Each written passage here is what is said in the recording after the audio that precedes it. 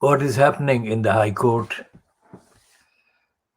today is not being covered in the newspapers, Fleet Street newspapers, except the Daily Mail, which is running the same kind of line that it has been running before, but with the only exception that there was one piece earlier which claimed that the Daily Mail had played a part in giving hope to Geronimo and Helen after disclosing claims that perfectly healthy alpacas had been murdered by the DEFRA, which had defamed those murdered alpacas. This is my version of what the Daily Mail has said, that the alpacas had been carrying disease. When they were examined after they were murdered, it was found that they were perfectly healthy and they didn't carry the disease. So the reports about the judicial review say that is one of the reasons why the applicant's application has been described as seeking disclosure of material information by DEFRA. Obviously, we haven't seen the contents of the application, but essentially everyone who is rooting for Geronimo and praying for Geronimo is expecting that sense will prevail in the court, whatever the court is, and that they would allow Geronimo to be properly examined, that is tested, without any interference or diversionary, distorting interference by DEFRA or their agents. If Geronimo is allowed to be properly examined, this is from the Observer yesterday. So, if Geronimo is allowed to be properly examined, then it is absolutely certain that he will be found to be not sick or a carrier of whatever disease they have been defaming him with. Because all the accounts of people who know about animals, who are scientifically trained like vets, especially the likes of Ian McGill, who has been detailing the errors and the flaws built in the DEFRA process that murders animals first and then is exposed as having murdered perfectly healthy animals. The details of the evidence of DEFRA's defects and defective system have never been actually investigated by a proper and properly unbiased judicial platform.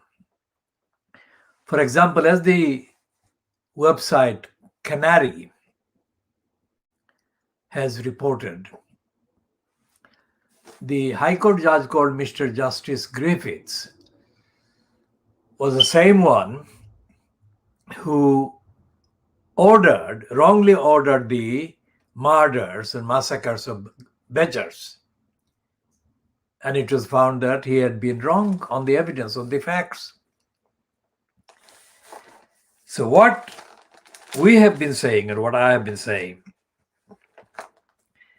right from the start of the engagement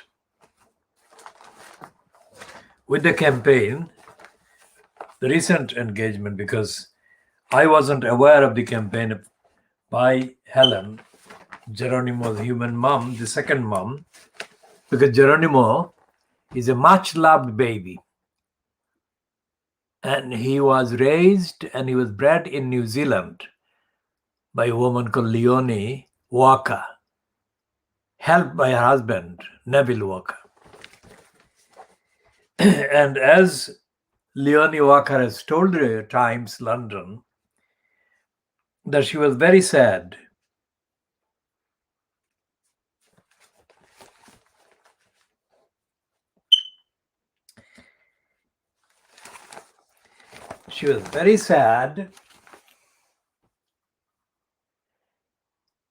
to see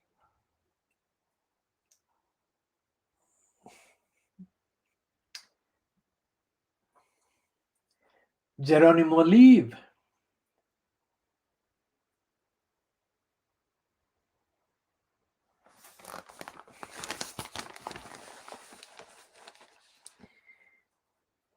We're living in if the facts of the behavior of this DEFRA is taken into account properly, behavior over the years,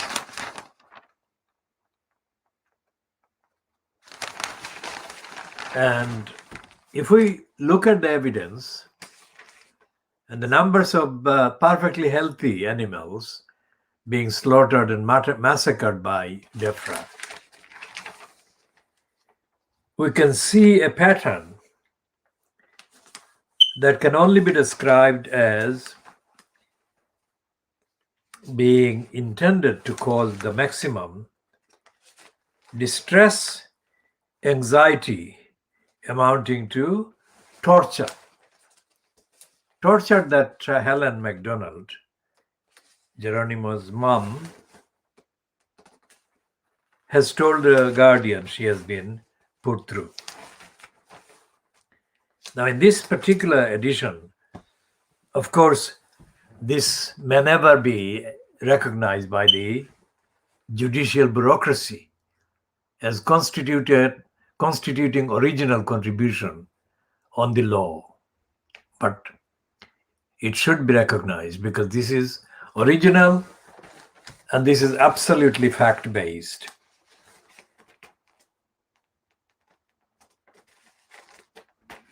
Let's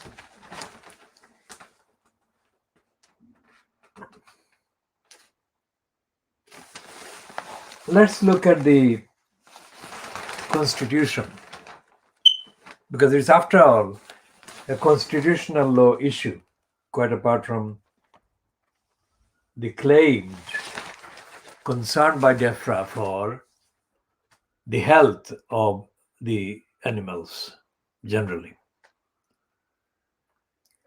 Constitutionally, Helen MacDonald should have been allowed to mount unending challenges against DEFRA through the courts. Why? I shall come to the procedural kind of bureaucratic procedures later. First of all, the United Kingdom has signed various declarations, conventions, and statements and agreements that are on the paper or on paper supportive of, clearly supportive of the health and well-being and welfare of animals, including Geronimo. So, if the United Kingdom was seen to be,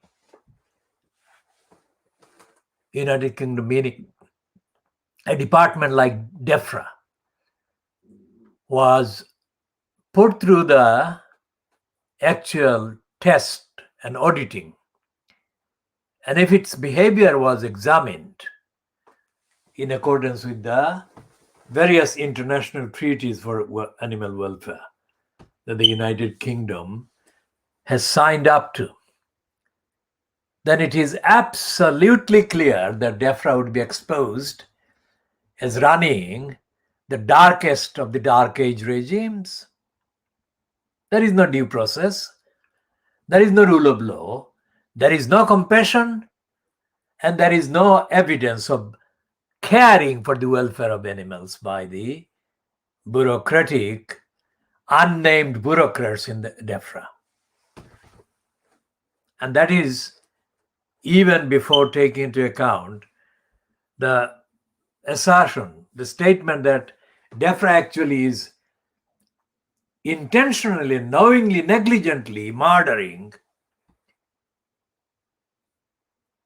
Geronimo because it wants to terrify farmers, thousands of farmers, terrify innocent, thousands of innocent farmers across the country into submitting to the DEFRA's massacres, murders, illegalities, crimes, so that DEFRA bureaucratically can deny liabilities for murdering thousands of innocent animals.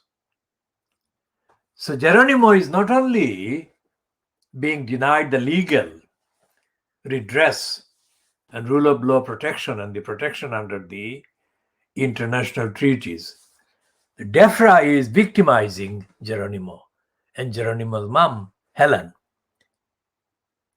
in order to terrify innocent farmers. What is the word terrify reminding of? What is going on?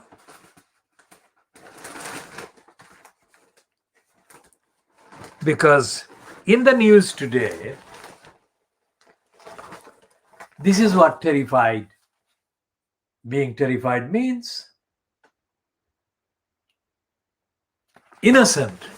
I mean, the Sun, of course, does not for a moment label those people desperate to escape from Kabul as in any way guilty or responsible or liable for any of the terrors that are being inflicted on them by the Taliban. That is the line. So what DEFRA is doing is what Taliban is doing.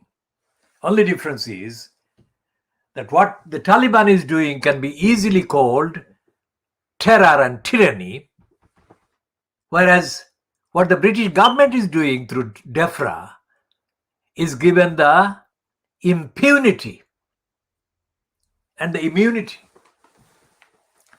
Now, there is nothing in the declarations that the United Kingdom is signed up to, nor in the declarations that the original founding declarations of the United Nations are about. These declarations all uphold not only the collective individuals, but the single individuals like Helen and their possessions that in the language, let's say it's not an updated language, but in the language used in the 13th century by the author or authors of that version of the Magna Carta, which was quoted by the UK Supreme Court President at the time in January, 17th of January 2017, David Neuberger.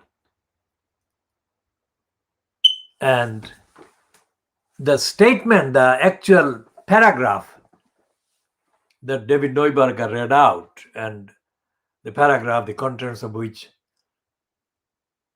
are included in the published version of the case called Belhagen and another, that is his wife, and Straw and another, Jack Straw and the number of people who were responsible for cruelty, for collaboration, for collusion with the regime in the USA that actually tortured Belhaj and his wife. And The David Neuberger reference to the Magna Carta about these two Libyan dissidents, who were actually tortured exactly the time or about the time when Tony Blair, Jack Straw's boss as prime minister, was wooing the dictator Muammar Gaddafi. Think about that. That is the record of the UK state.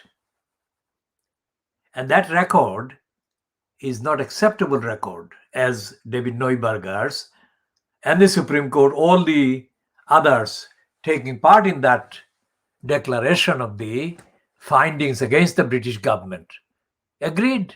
That was a unanimous Supreme Court ruling condemning the behavior of Jack Straw and the foreign ministry. I mean, that is on the record. 2017, 17th of January. That was the year, calendar year,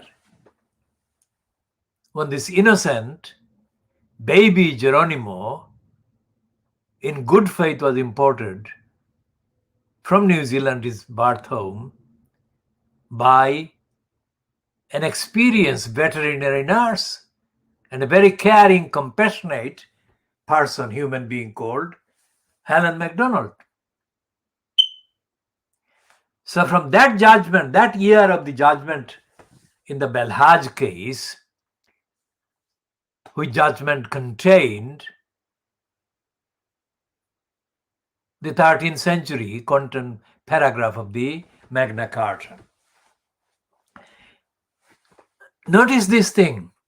Even though that particular, the original Magna Carta was subjected to various changes, replacement, etc., etc., that is fact.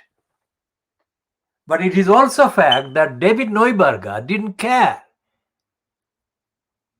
The Supreme Court must have looked far and wide into the history of the jurisprudence. And the jurisprudence was lacking in that kind of resource which that particular Magna Carta represented and held. And so bad was the behavior of the British government against the couple, Belhaj and his wife, that the Supreme Court judges must have been very desperate to find a very strong statement. And that statement is in the Magna Carta. Let's read that again.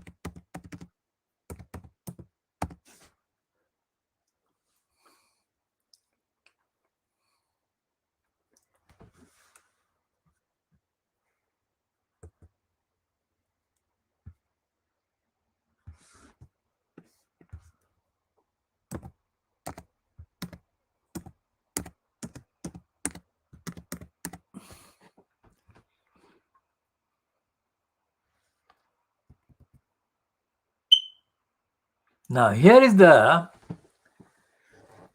bit from the Supreme Court ruling read out by David Neuberger, who was at that time on the day, the 17th of January 2017, in post as the president of the Supreme Court. Now, he cites Magna Carta 1225, Article 29, which reads, "No free man," and we include Helen MacDonald, 1225, she would not be accepted as part of the individual identification. So the man should include Helen as well. So, no free man shall be taken or imprisoned or dispossessed of his and her liberties, or be outlawed or exiled or in any way destroyed,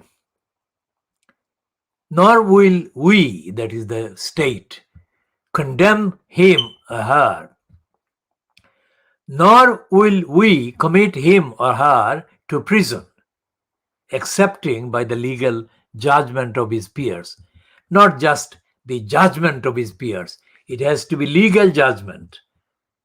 And that phrase is actually very important today, because DEFRA has been denying and defying the relevance and the kind of entitlement on the part of Helen MacDonald to seek proper legal judgment.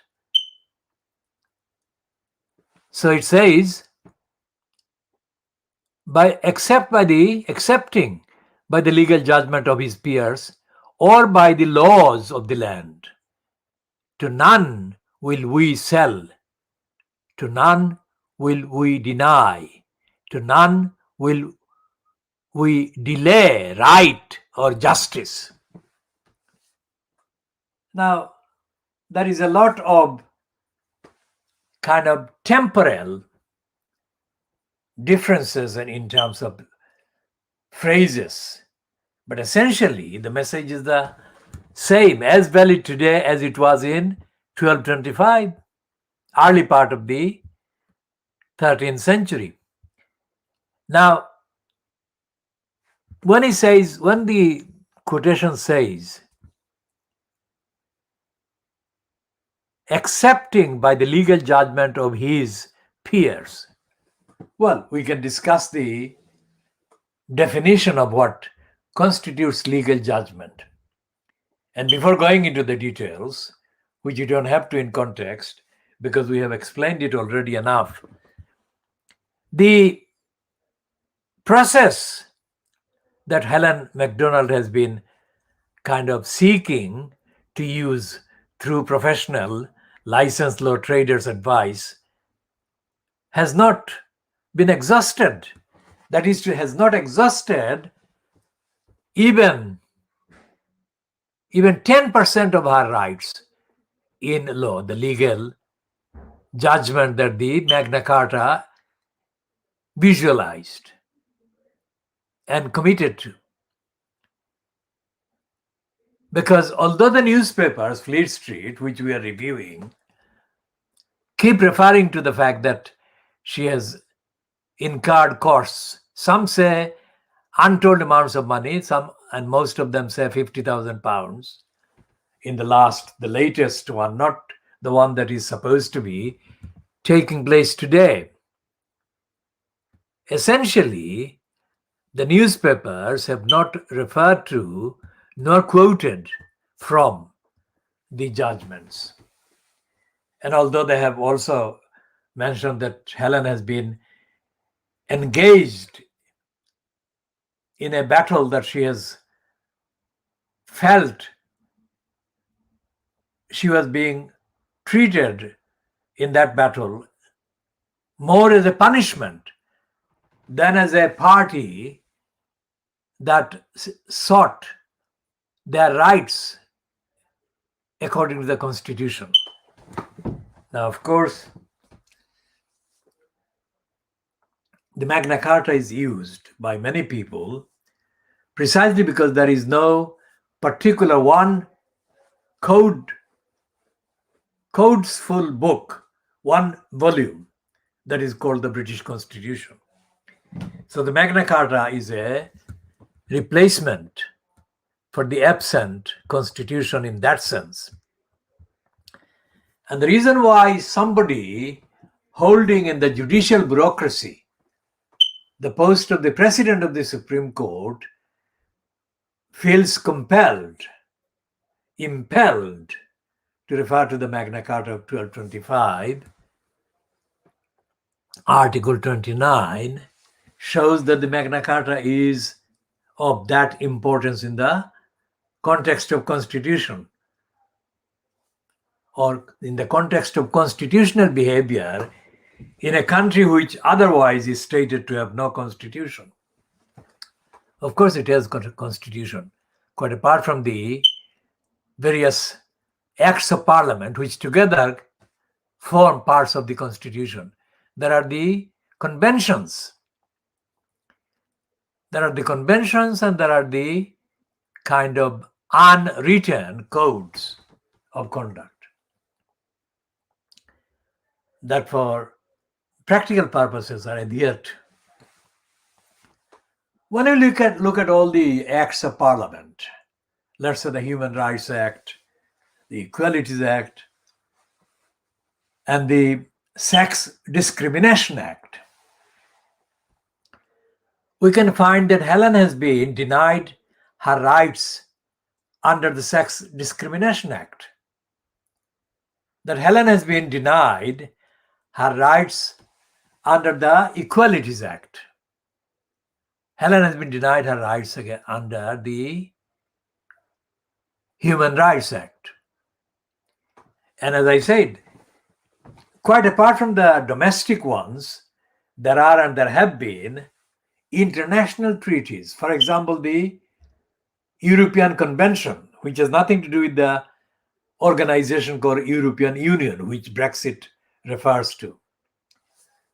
The European Convention of Human Rights, or on Human Rights, that convention is actually derived in practice from the founding declarations, founding the United Nations organization.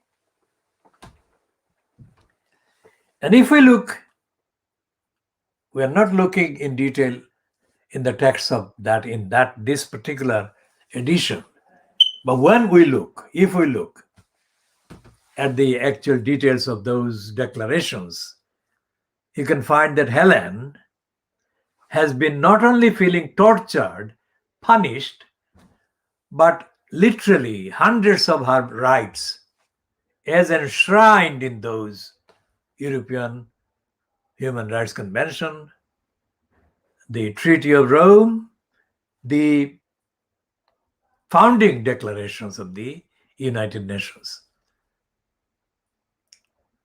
And there is no mention about any of those in any of the, quote, news stories that Fleet Street has published so far, or the ones that have been published by the websites, very much published and controlled by the so-called newspapers of Fleet Street.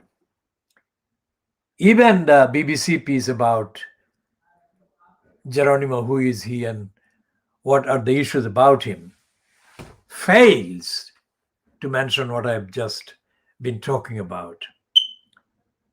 And so it's no good saying, and this is the daily bribing Boris Graf. It's no good saying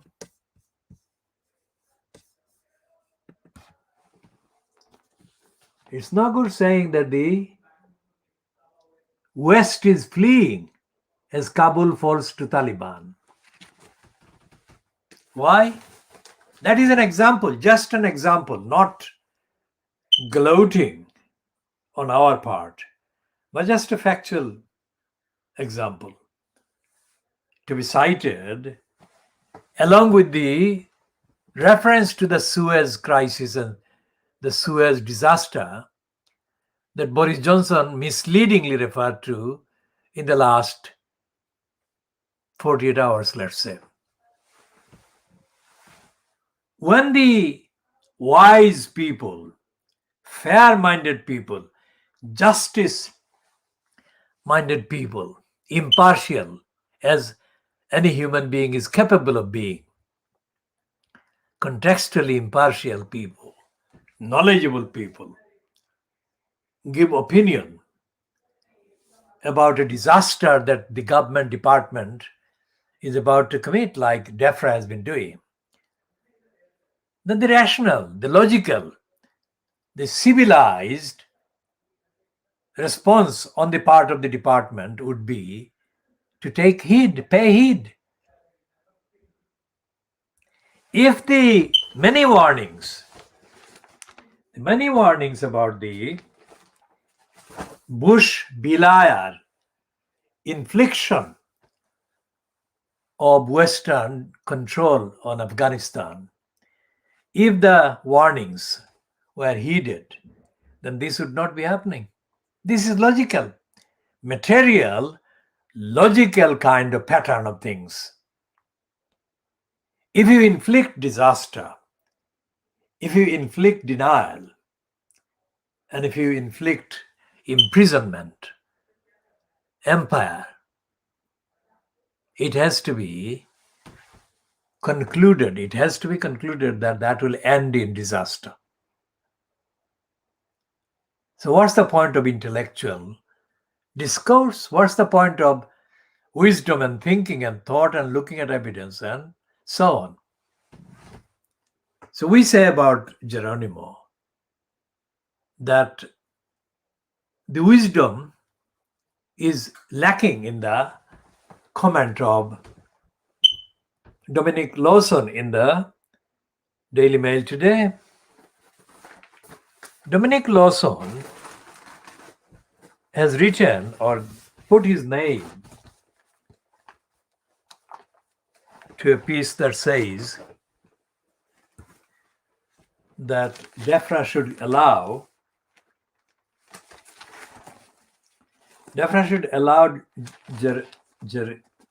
Geronimo to have a test.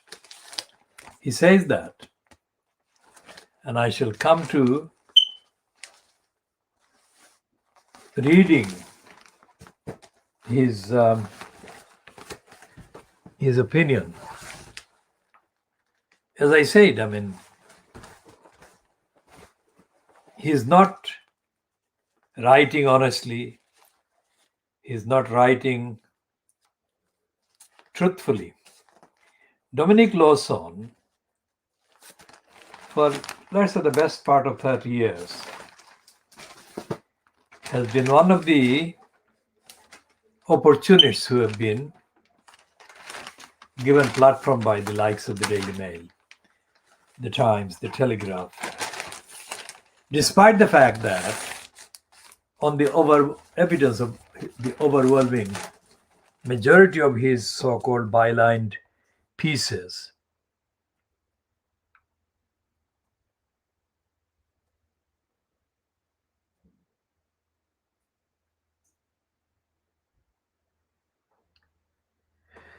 and he concludes the paragraph, Dominic Lawson. The conclusion is on page 20. He says that because people are compassionate to Geronimo, that is a sign of the compassionate people being vulnerable to delusion. So what he is saying is that innocent Geronimo must be allowed to be murdered. And in order to protect the country, the society from being vulnerable to delusion, what would happen? If the innocent are being allowed to be denied justice and fairness and denied life even, then at what point will Dominic Lawson say that he should be disposed of, that he has no value, and that his life is worthless?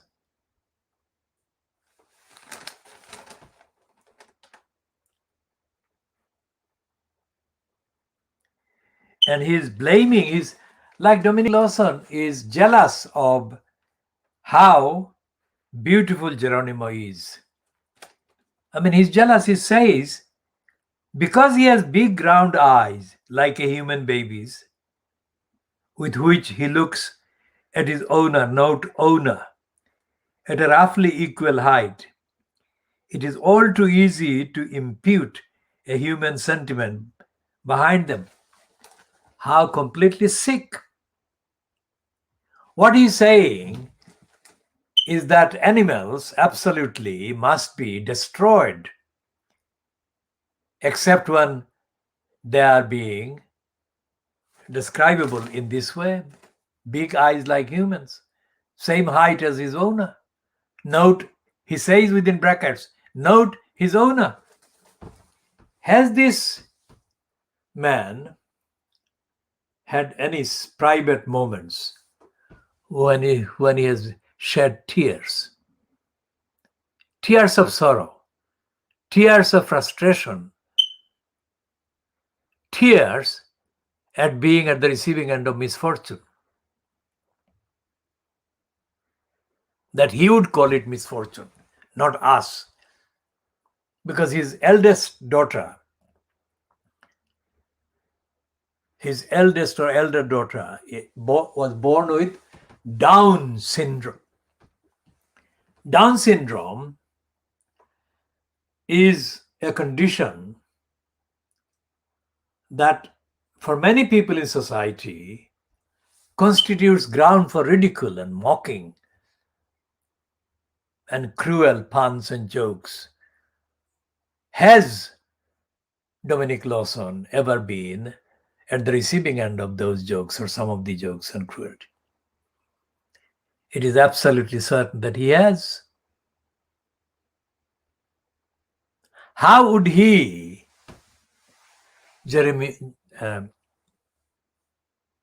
Dominic Lawson, feel about a child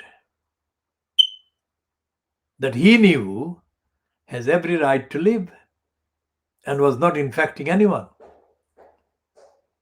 but was being targeted by DEFRA or the NHS or somebody? How would he feel?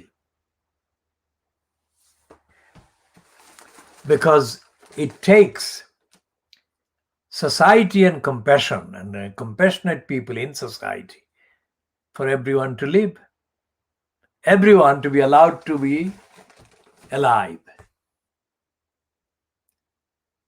If Lawson was targeted,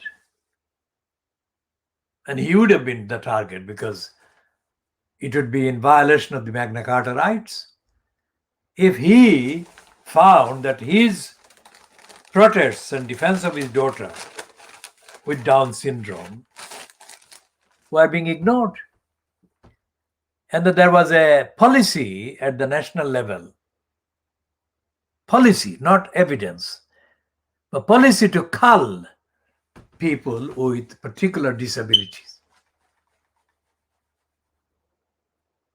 Because that is the kind of regime that he is supporting in his condemnation of Geronimo and his condemnation of those who are backing Geronimo and calling for justice for Geronimo.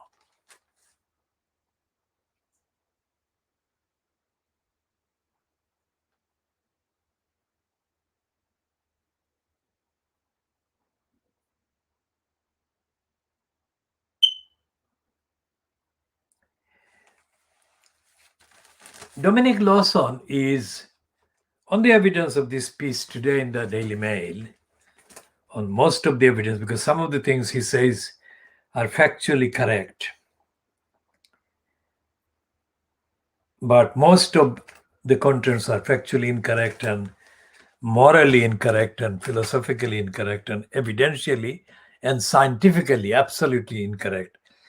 He refers to Ludwig Wittgenstein, who apparently declared if a lion could speak, we could not understand him. He meant that creatures are not so radically different from humans that their thoughts are not even theoretically translatable into ours. How stupid. Dominic Lawson has not, of course, been anywhere near cats, dogs, squirrels, and other animals, cows, because all these animals every day across the world, millions of times every day, they relate to human beings absolutely in the way that human beings understand and relate to. There are billions of animals on the planet who actually understand humans and translate that into their behavior, tolerating humans. So, how did the Daily Mail come to publishing this stupid article? There is no reference to the law, there is no reference to the science, there is no reference to society, there is no reference to compassion, humanity, care, and, and any of the other virtues and qualities that make us human beings and humane. If Geronimo was so radically different from human beings, or come to that, if the rest of the camelids and rest of the animals that Helen has been looking after were so radically different, how have they existed, and how has she, a woman 50 years and with very clear experience and understanding about animals, care of animals, how has she lived with them? And by all accounts, she is a very deeply committed, compassionate person who respects animals to such a point that she has spent 4 years of her life, sleepless nights, totally haunted by anxiety and distress, just to be able to protect these Geronimo from injustice. What does Dominic Lawson think entitle him to claim that he knows better and that he has got better reason for denouncing people who care, who people are kind, and denouncing, condemning an animal because the animal is not getting proper entitlements. Why? Because he says that this particular Geronimo has got big eyes like humans. That is Geronimo's fault, according to Dominic Lawson in the Daily Mail today.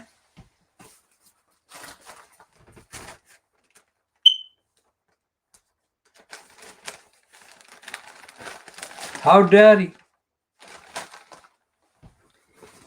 He says in this piece that the Daily Mail has printed today, he says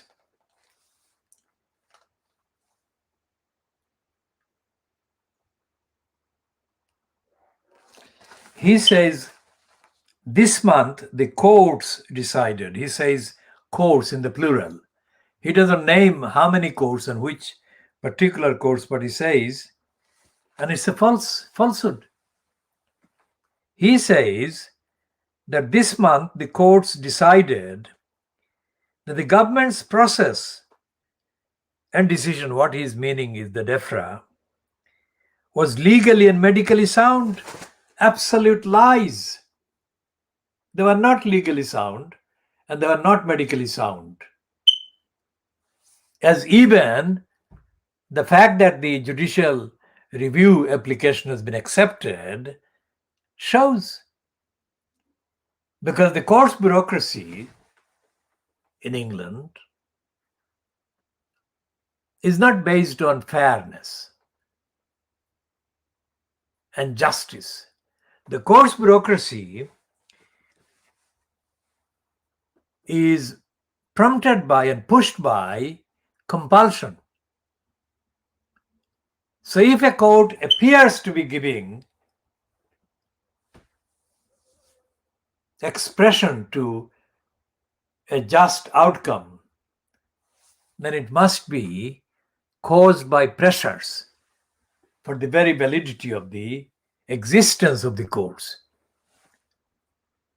Let's remember the Daily Mail saying, enemies of the people.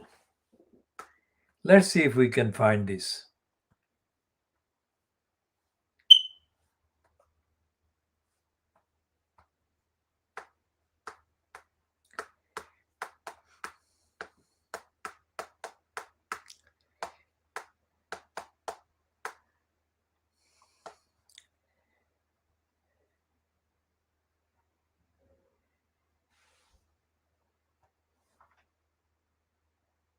Right.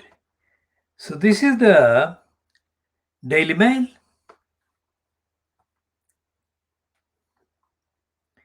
This is the Daily Mail.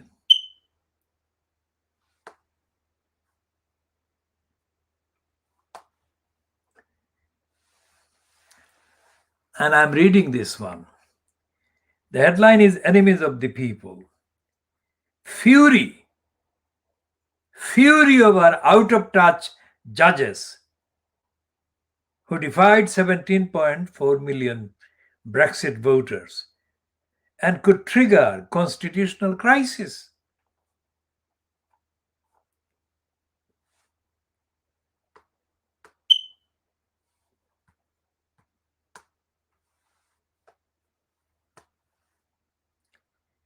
Let's look at the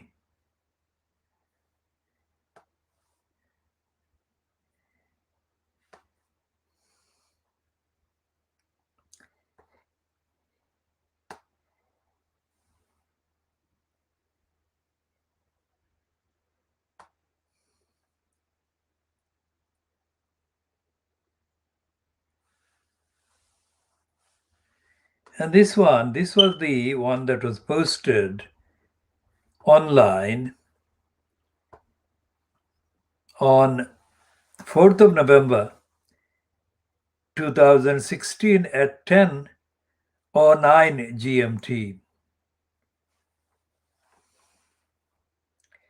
And it says, enemies of the people, MPs and press gang up on the Constitution over High Court Brexit ruling. That was the heading by the website theconversation.com. And here is the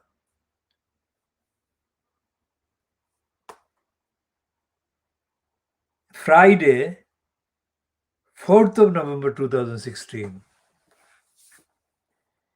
And it reads, fury over out-of-touch judges who defied 17.4 million Brexit voters and could trigger constitutional crisis. Enemies of the people. MPs last night tore into an unelected panel of out-of-touch judges for ruling that embittered Remain supporters in Parliament should be allowed to frustrate the overwhelming verdict of the British public. The Lord Chief Justice and two senior colleagues were accused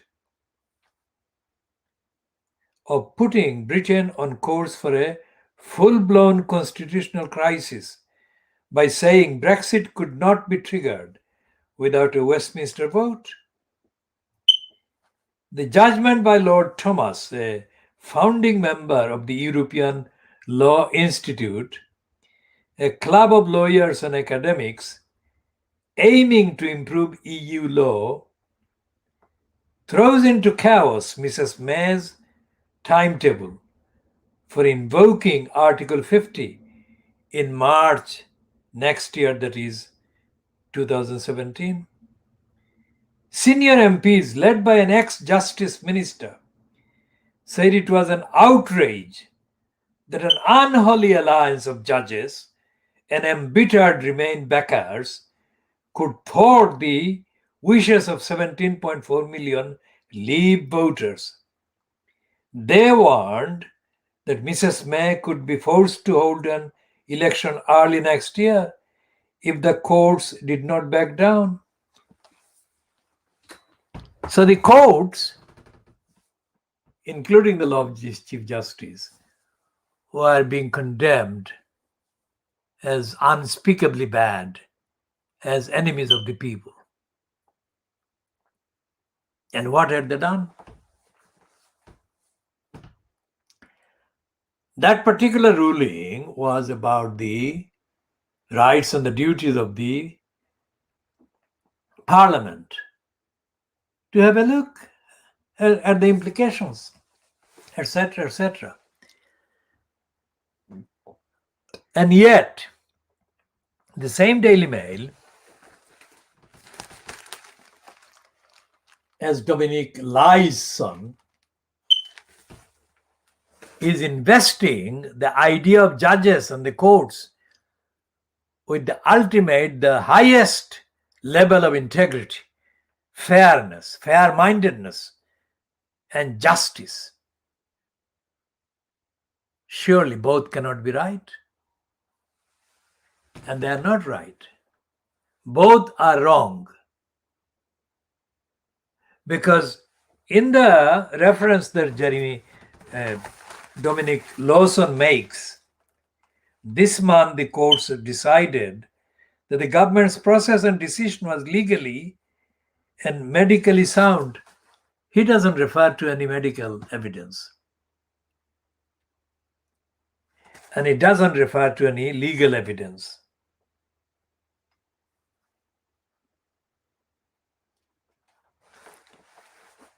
And he blames Helen MacDonald for turning to the public, media, and politicians for support. Why not? The Daily Mail is media. And the Daily Mail is the one that was telling the public that these judges were enemies of the people.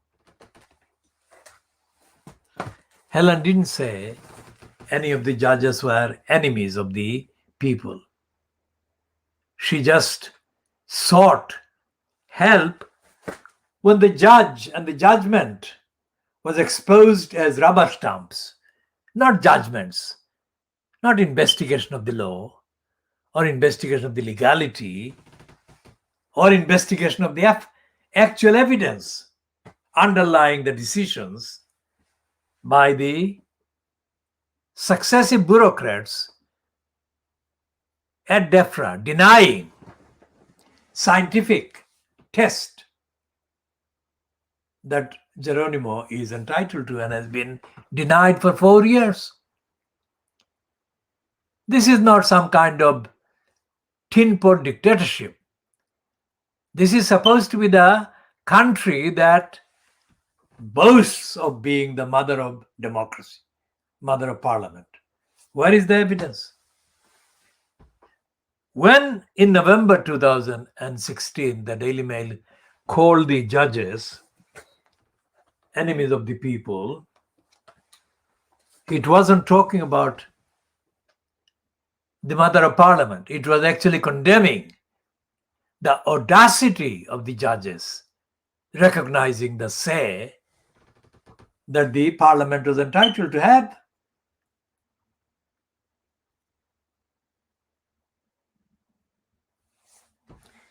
And Dominic Lawson condemns the media, the public, and politicians for support. And he misses the point. He misses the point that the two politicians from other than the conservative government that have actually been prepared to go on the record have been absolutely condemned by the society, general people caring about Geronimo. Keir Starmer has neither seen the evidence nor cared to read the actual evidence before he sucked up to Boris Johnson's regime and aid and abet the unlawful, illegal plot to murder Geronimo. Look at the career history of this Starmer. His entry, the current entry in Wikipedia, claims that he has made this is my paraphrasing based on the actual evidence,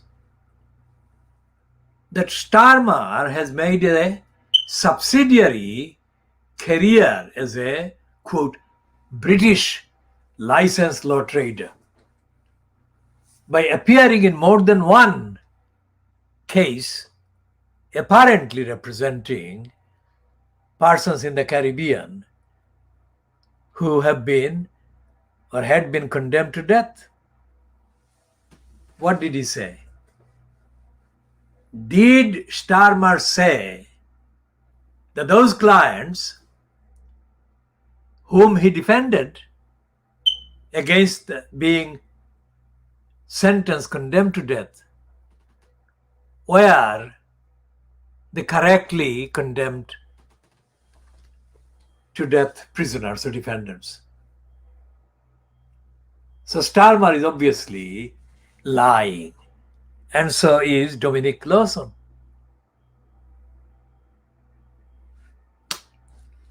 What about president? There are two realms, two domains where the concept of president, P-R-E-C-E-D-E-N-T, that is the legal example prior. If the idea of president was disposed of, then there would be no law, there would be no judiciary. Because every time references are made to precedent in previous cases, other cases, including expressions made by judges in the senior or higher courts called obiter dicta, that is, comments in passing. If those things are disposed of, then it would be absolutely, quote, law of the jungle, because there would be no jurisprudence, there would be no precedent, there would be no structure, there would be no framework. And Dominic Lawson, has been allowed by the same Daily Mail to write such a stupid piece, ignorant piece about the law.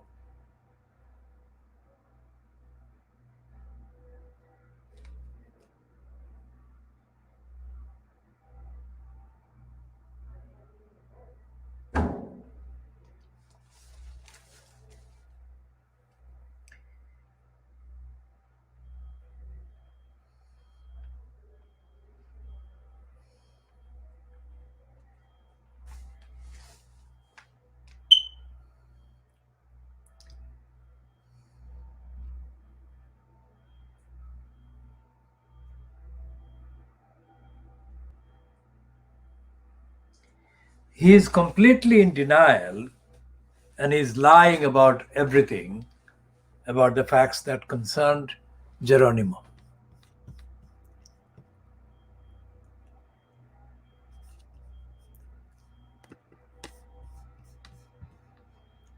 He has distorted everything.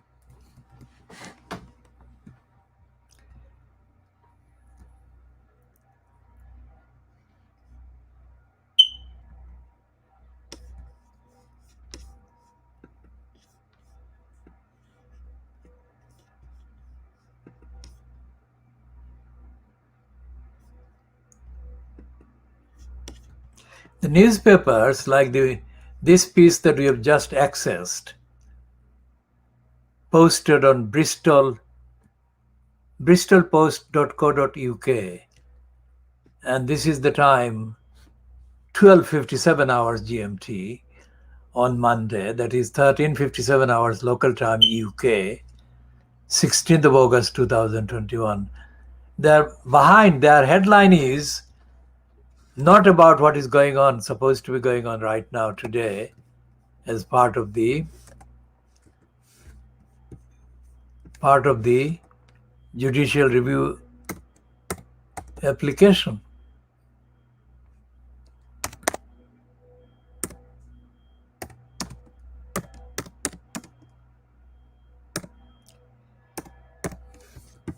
Let's look at the piece in the Observer yesterday.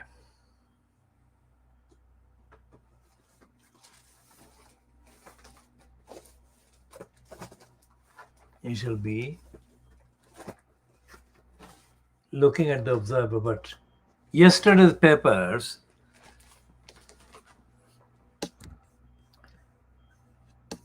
of course included the daily bribing Boris Johnson graph, or the Sunday bribing Boris Johnson graph.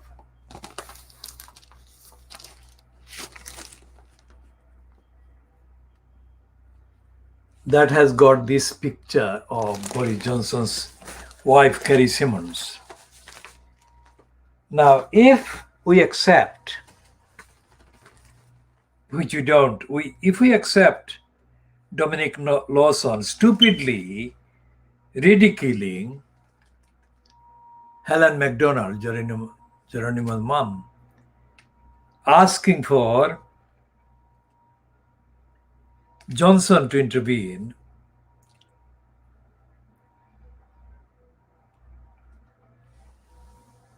if we say if we accept that is something that Helen should not be entitled to, then of course by extension her call to Carrie Simmons should not be accepted as well. The reason why that is so is because Carrie Simmons has been reported as being supportive of animal welfare,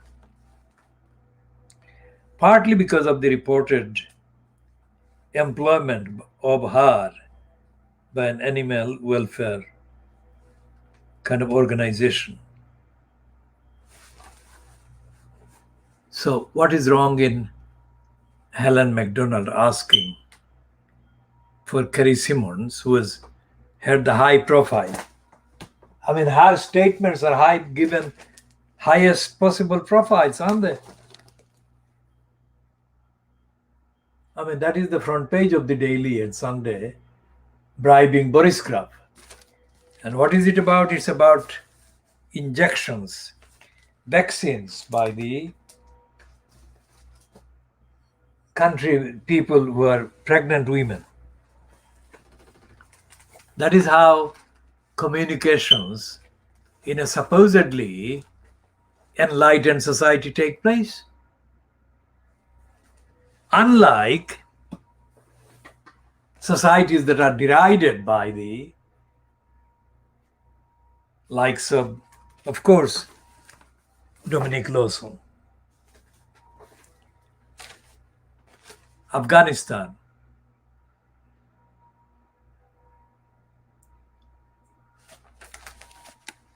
That is the Sunday Times yesterday. So is it a crime not only to be innocent and healthy like Geronimo is, but anyone in kind of public domain, public life, who has a profile is to be condemned, or is anyone who reaches out to them pleas for them to help save the life of an animal, perfectly healthy, innocent Geronimo. Is that a crime? Think about the example. That is barbarism of the worst kind, as has been exhibited in the streets of Afghanistan, where women have been photographed by the Western media as being persecuted, as being tortured and murdered, including one woman who was apparently tortured or murdered for daring to have a communication on her mobile with a man. That is the example of barbaric society. No due process. And everyone, including Dominic Lawson, would accept that that is the example of barbaric society. No due process. No rule of law. Just like DEFRA has been behaving. No due process. No rule of law.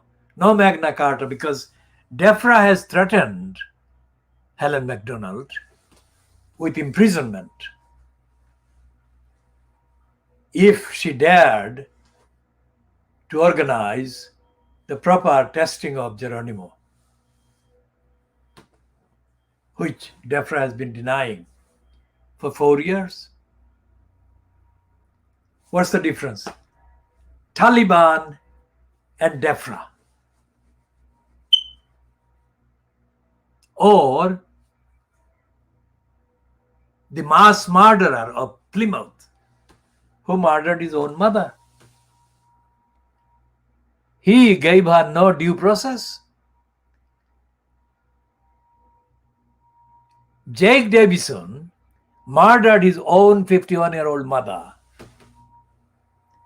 whom he had blamed for his failure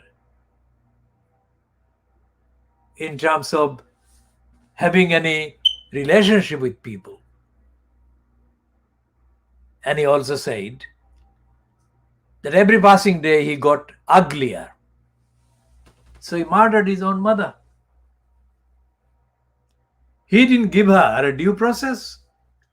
He didn't give her an opportunity to help him understand his predicament.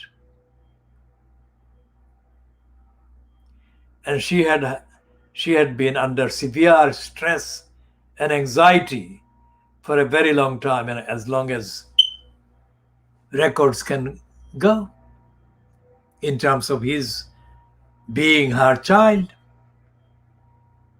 And then he murdered the adopted 3-year-old girl child and her doting, protective, adopted father. He murdered those without giving them any opportunity. And then he went on to murder other people. Another 3, I think, and injuring many others. Those are behavior, those are barbarism. Like the Taliban, and the barbarism against Geronimo that Dominic Lawson is supporting. And just like the barbaric regime, any barbaric regime, mocks and ridicules, undermines pleas for fairness and justice by the targeted victims, so is Dominic Lawson.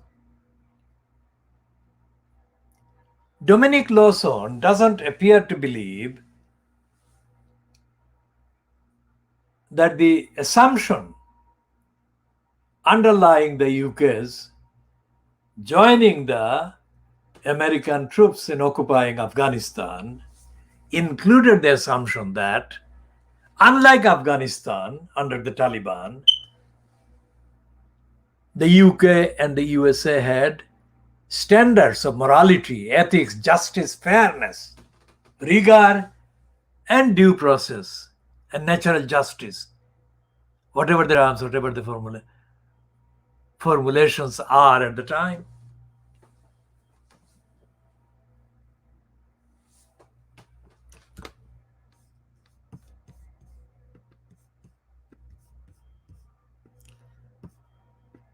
So when the Bristol Live carries an online piece about Geronimo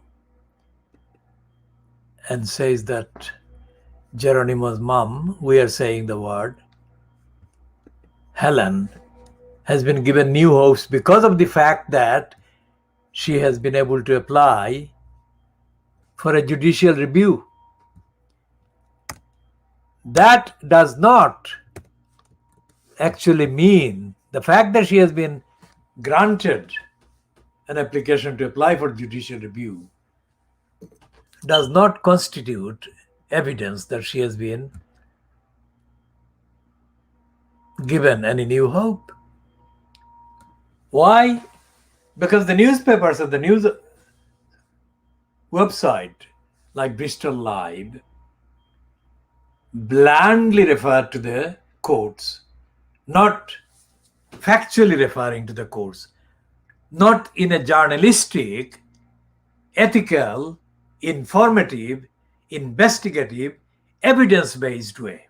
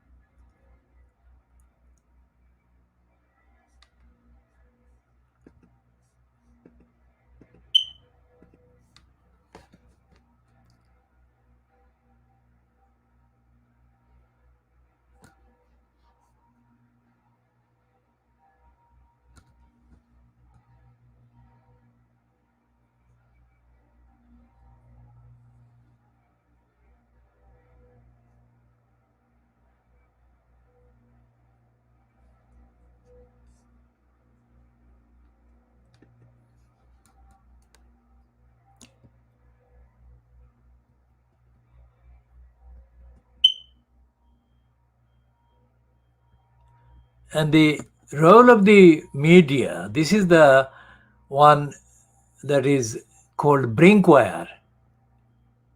It's a right-wing kind of outfit, but it is 5 days behind the kind of incident. It is saying today, 9 minutes ago, so it's just like 1301, the post was, that Helen MacDonald has erupted at Keir Starmer, saying that he doesn't know the facts, which is absolutely true. So when the column in the Daily Mail is headed "Why Britain Fell for Geronimo," that heading itself is contemptibly cruel, unjust, unfair. Why should it be that Britain has fallen for Geronimo? It hasn't. Because the culture fostered, engendered by the majority of Fleet Street and the mainstream, including the local outlets like Bristol Live. Bristol is not far from Gloucester. That's why it is irrelevant. But the fact that Bristol Live is doing this piece today shows that the Bristol Live is not live. Bristol Live is morally dead. Because the struggle, Helen MacDonald has been struggling to keep Geronimo alive against the murder plot, has been going on for 4 years. and they have not covered the struggle. Now let's look at the example of the Black Lives Matter campaign. The reason why an event like that black man being murdered by the policeman get traction is not because of something like that happening once only. It's because there are any number of similar murders, injustices taking place over the years that people hear about but not mobilize around. As the Daily Mail claim in a bit of a kind of show of credit for itself, that they brought out the news about the murders of nine innocent animals who had been condemned by DEFRA of having some kind of sickness in them. They were condemned by the DEFRA before DEFRA murdered them because of the alleged carriage by them of so-called illness. When the animals were examined after being murdered by DEFRA, it was found that they had been perfectly healthy. So when Geronimo has gathered so much support, many of his supporters have been farmers themselves, people who have been traumatized by being disbelieved about the health of their animals. That's why those people, or many of those people, have rallied around Geronimo, because they say that too much criminality has been allowed to be done by DEFRA, and innocent animals and their devastated families, human families, have been left with no justice under this government.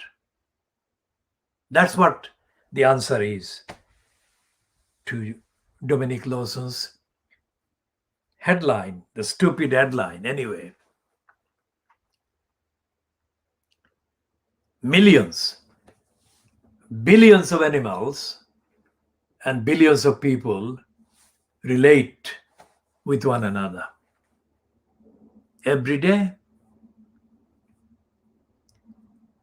For example, just to take the example of the sanctuary in Africa that is named after the woman who set up animal sanctuary. What's her name? Let's look at that one.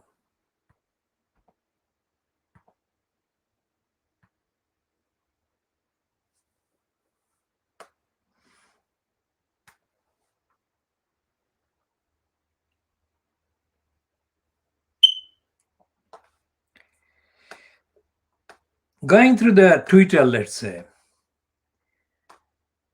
one platform, and Facebook, there are hundreds of thousands of accounts featuring dogs, cats, squirrels, humans interacting. It seems that Dominic Lawson has landed from a very strange planet.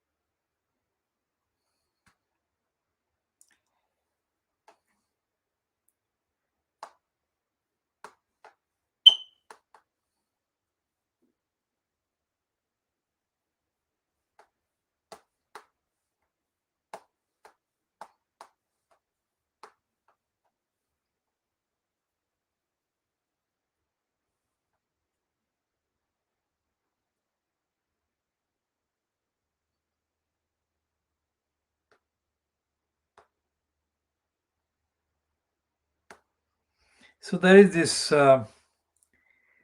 Sheldrick Wildlife Trust, let's say this, to take one example. It says that it operates an orphan elephant rescue and wildlife rehabilitation program in Kenya. And it says that it was founded in 1977 by Dame Daphne Sheldrick to honor her late husband David Sheldrick. Since 2001, it has been run by their daughter Angela Sheldrick. And it says that the Sheldrick Wildlife Trust embraces all measures that complement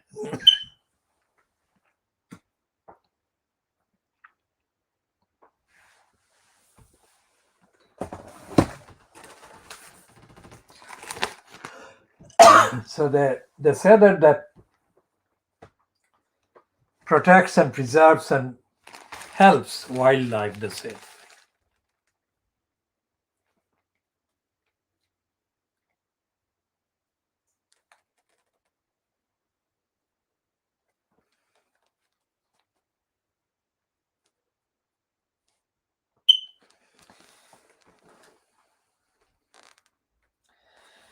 And the piece is full of riddles and contradictions and stupidities. Lawson's piece unfavorably compares Geronimo's bat with a stupid, ignorant, absolutely dishonest statement made by Keir Starmer. Starmer is not a veterinary scientist and has no record of caring for anyone or anything like Geronimo. And he should not be mentioned in that way in that piece. It's false, untruthful, and so on. So what we shall be doing is continuing with the campaign for justice for Geronimo. And we shall be ending this particular bit at 13:21 hours, just over an hour, on Monday the 16th of August 2021.